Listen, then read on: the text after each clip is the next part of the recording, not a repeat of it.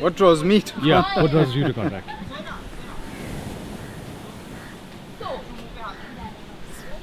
Very difficult question. I cannot answer it now.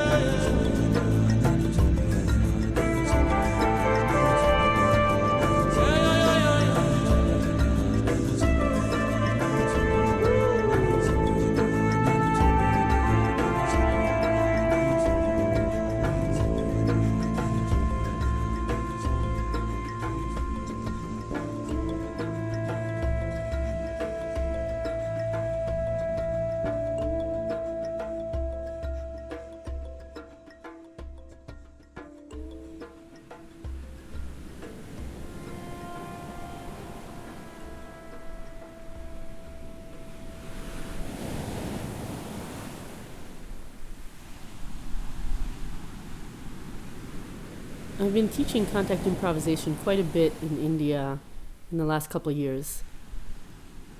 This is my first time in Goa.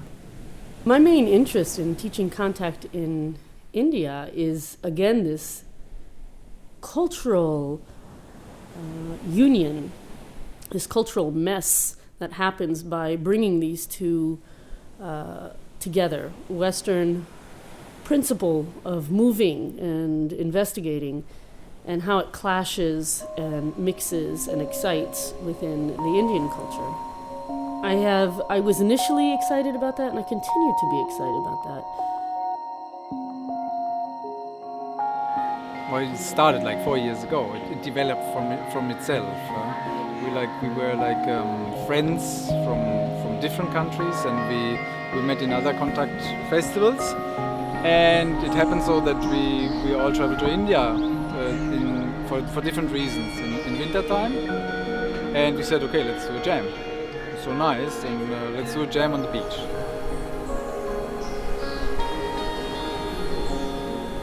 When we started 4 years ago, there was not that much contact. There was some jams happening here in Goa because it was started like by some people here. But in general, it was like quite rare. And because our group of organizers, it was already organic part of our lives, and we came to India like since many years. So it was kind of a quite organic continuation to why not to give something from this beauty, what we have.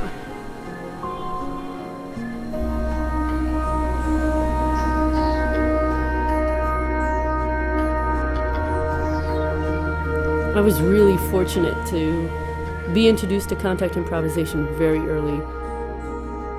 I was first introduced to contact improvisation by a friend who said, I've been watching the way you move and I want to bring you somewhere. And so that's how it began. And indeed, that somewhere was a place filled with people who seemed to be working with gravity in a way that I had also been investigating. Only I was doing it more solo. I was seeing what happened with rolling on the floor and falling to the floor and rebounding from the floor, and then also working without momentum, working with just this kind of heaviness and what happens with the tonality of my body as my skin surfaces roll onto the floor. And this was something that I was investigating, and then I was, it was just a natural extension. I'm forever thankful to my friend who brought me there. Moving then with a partner in the same way was super exciting and rich, and I was ripe for it. So my first dance was just greatly powerful, and I think everything that I had been experiencing in life until that point made it such that it was so right.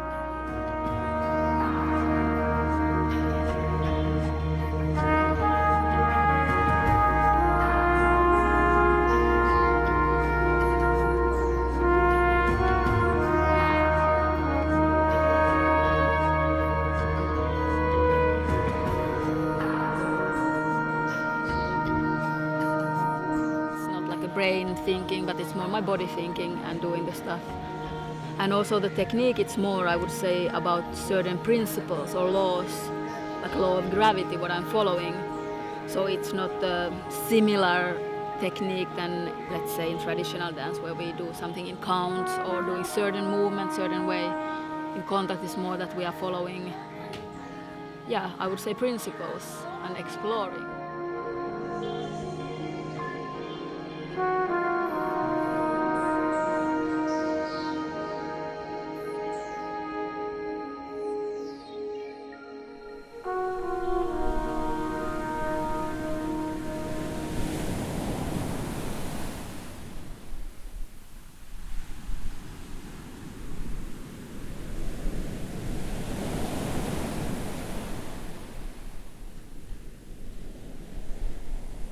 It seems that most of the people I've been teaching in India have been either in theater or professional dancers, but with limited experience in the contact realm. Some have continued to dabble in it. Most who have dabbled in it that I continue to meet are excited about it, and indeed are continuing to develop it through their own dances and continued workshops, which is just beautiful. But it brings up this interesting question of, well, who is dancing contact improvisation, and what is the effect, the larger effect? It's basically, there's not so much contact improvisation in India, so it didn't influence the contemporary dance up to now so much. I mean, in Europe or in the United States, it influenced the contemporary dance, so you see many forms of contact improvisation in it, and here it doesn't look like it influenced it so much. Yeah?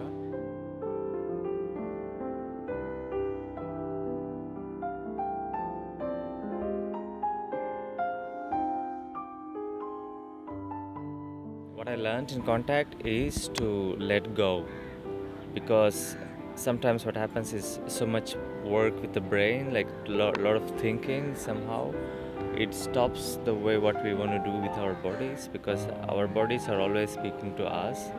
The thing is like, and this contact gives a communication between ourselves, our body. We connect more close to the body, and that's what I like about contact, is that you really understand your body. And understanding is also about letting it go.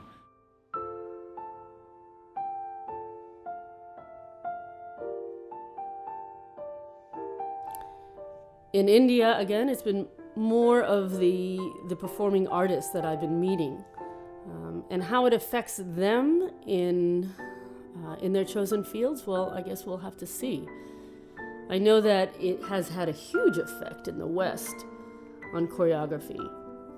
How do you find those magical moments within the contact improvisation and perhaps look back on them and distill them into a set pattern of movement, or incorporating contact improv, open score contact improv into the dance, into the choreography as part of it. Something I've been really interested in and been doing with my own work, and I know many others do the same.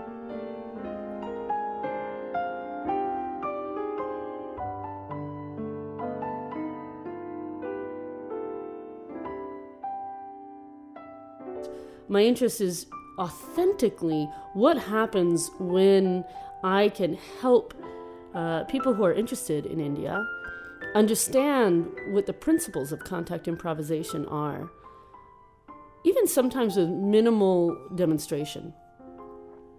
Just giving them the general equipment of what are the questions that are being investigated and what is the general parameter, the framework of the study, and then see what happens inside of them. I think that's a very exciting way to introduce the form to a whole new place.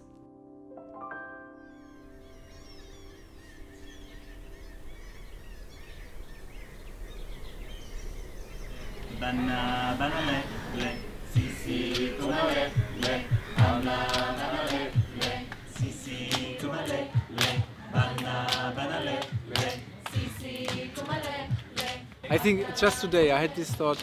I think contact is basically really for everybody, because in many other dances, like you have to really learn like a choreography or steps, and it's quite, there's a big step to come into this dance. You have to learn a lot, yeah, and you have to learn a lot before you can really embrace your beauty, for example.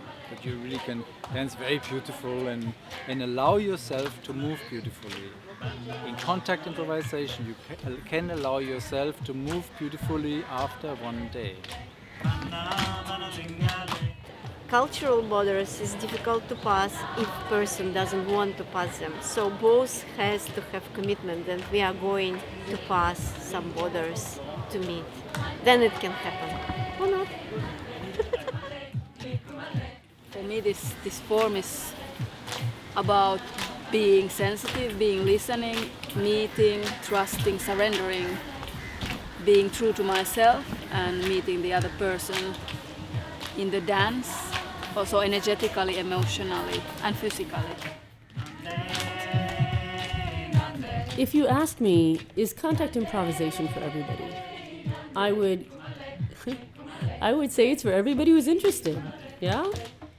Now, of course, you have to look at what is the interest. And as long as your partner respects that same interest, then go for it. There are all different reasons for being attracted to contact improvisation, and I suppose there are all kinds of reasons to have no interest in it.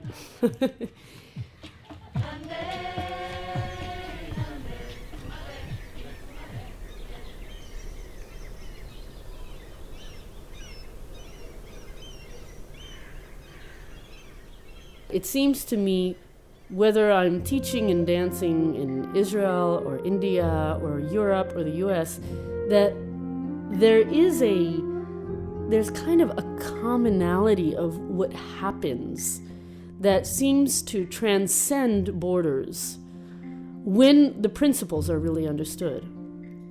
Because there are many variants and many tangents that can happen from contact improvisation, to investigate therapies of various forms and to inspire choreography, and all of those are exciting and interesting.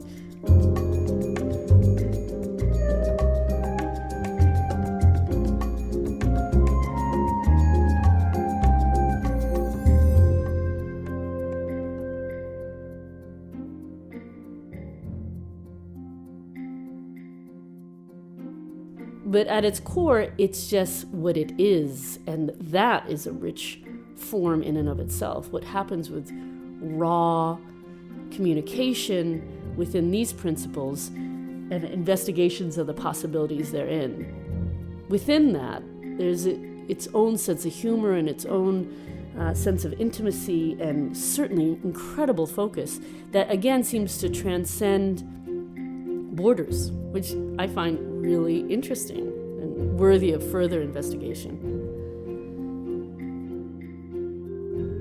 Contact improvisation has this unique ability to reveal you in whatever state you are. You see, the body just doesn't lie. It doesn't lie. People can become very versed at learning how to use the body to perform. But if you are versed at listening to the body and observing the body, you will see what the core of their reality is at that point. So there's this exposure of who you are in the moment through the dance. It's a very special thing, and there's such generosity in that too, to allow myself to be revealed to another and to invite my partner into that same state. You know, I feel your doubt, I feel your indecisiveness, I feel your security, I feel your uninterrupted flow of concentration. I feel your concentration so smooth that I'm no longer focused on your concentration, I am within it. These are kind of dialogues that drop away when you're within the dance, that is so precious, so beautiful, and so needed in many, many, many cultures, maybe all. I just haven't visited all, so I don't know. I love contact improvisation. There's just the bareness of it. It is so fantastic. The intimacy of it, the daring of it, the newness of it. Yeah? I mean, if you're really inside the contact dance, then you're not trying to recreate anything. You're just within the moment and letting yourself feel the moment and the options within that moment and making the decision so smoothly that it's not an effortful experience.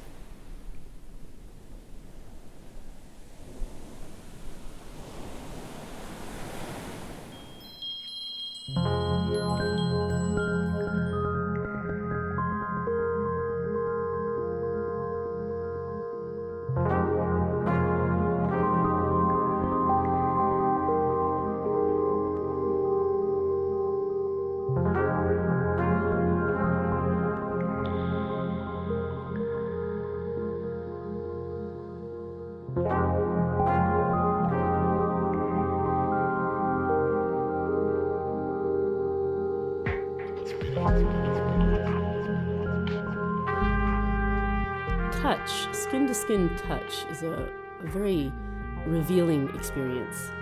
It's not so much about the place touching another place and that, but rather what is heard through that place. The place of touch becomes a throughway, a portal into a deep listening all the way through their body and into the earth itself.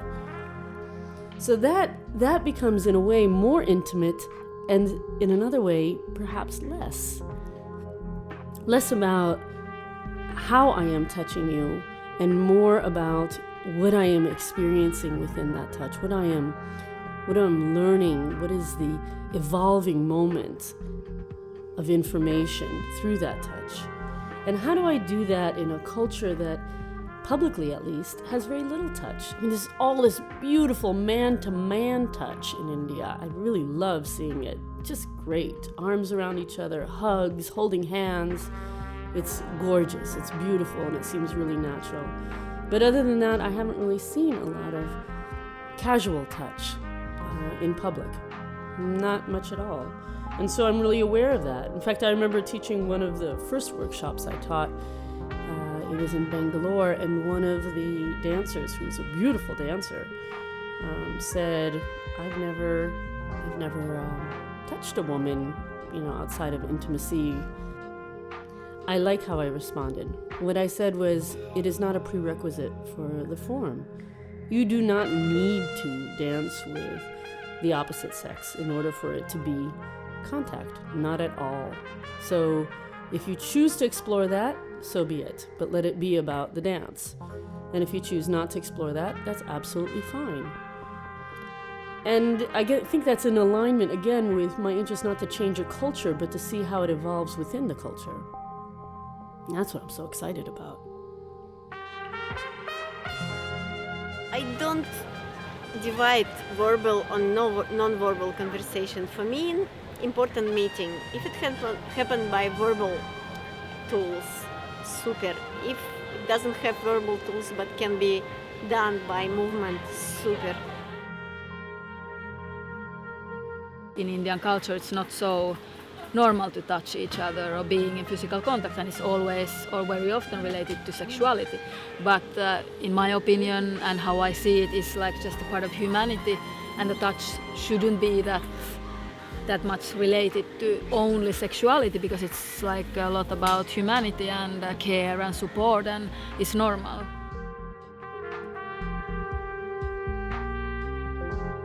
We are touch deprived. Touch is such a powerful thing. So amazing. It can be so uncomfortable, and it can be so nutritious. There's so many different ways of touching. But in general, I think across continents, it's accepted that it is powerful. And how do you deal with that potency? And I think contact improvisation is one way in which we give each other the opportunity of touch that is not necessarily loaded with any particular meaning other than the sharing of the moment. It's our largest sense organ, the skin. Yeah? And it's so undeveloped for most people. And to really be sensitive to the information that comes by pressure and by light touch, and working with this in a spherical manner, yeah? Feeling the whole encompassing of the skin as a medium of opening up. There's no front back. There's no proscenium stage around contact improvisation. It lives within the spherical. And to paraphrase Steve Paxton, the skin is the best medium for that, in that it envelops all of us.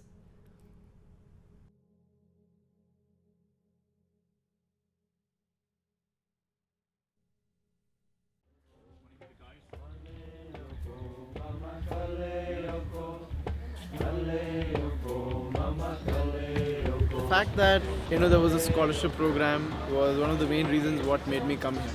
If it was not for the scholarship, I wouldn't even have thought about it. And for creating such opportunities in India and giving a scholarship for the dancers here made people like me to drop into this festival.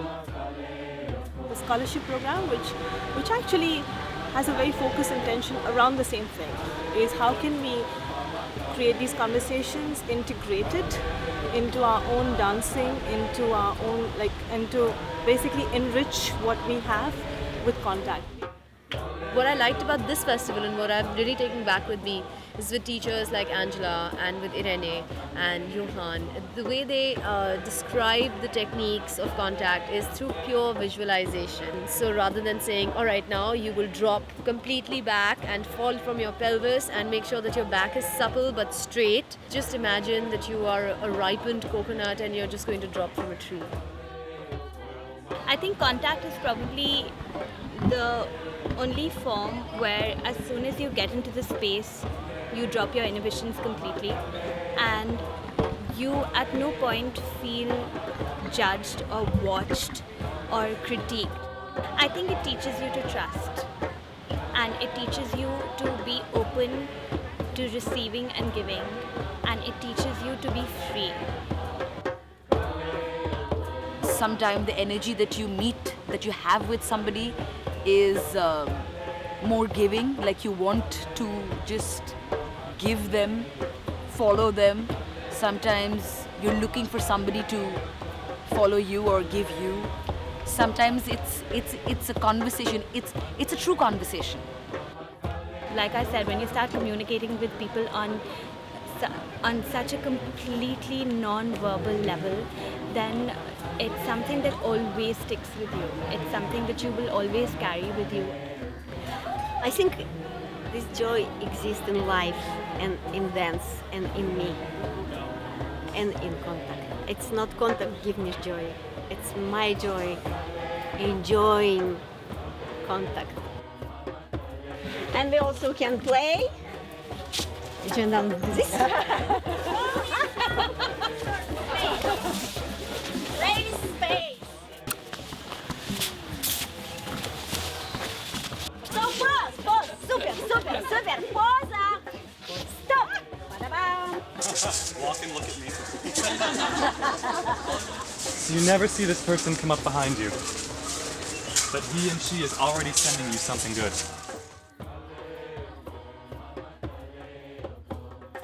Too long.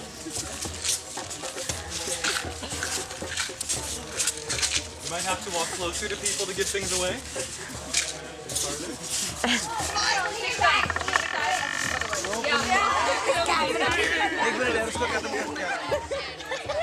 Did you give up? No? I know the group dynamics, like how people come together and stick with certain people, and Before you connect with somebody, make sure that see that the energy vibes, and if the energy vibes, I went on in a slow motion, then slowly I started getting disconnected with them and went back. So, and then you have to go back to the liquid state. Another big draw for me, and I think that's for everyone, is a community feeling. It's such a glue, and I think contact, as the name is, it creates contacts between people.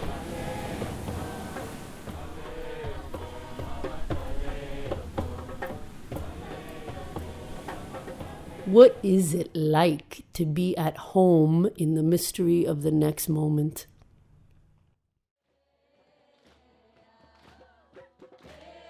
I appreciate and feel honored to be able to facilitate experiences that are healthy and safe, where people can explore touch.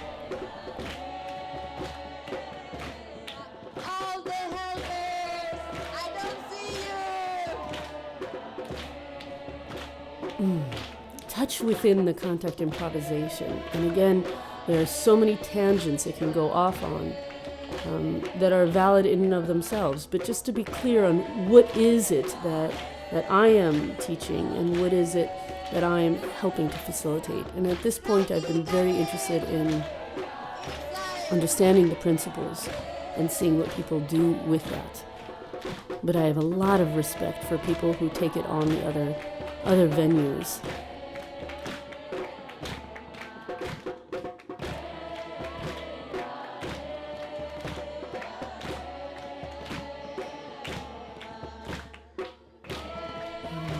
I know that it can touch you very deeply emotionally.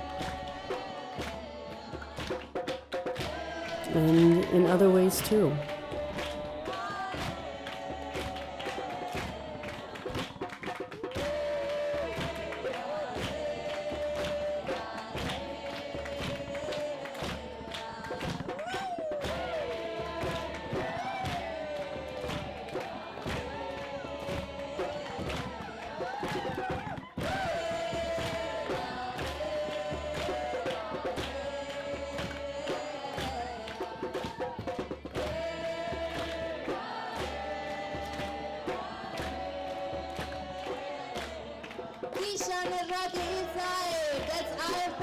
New Year!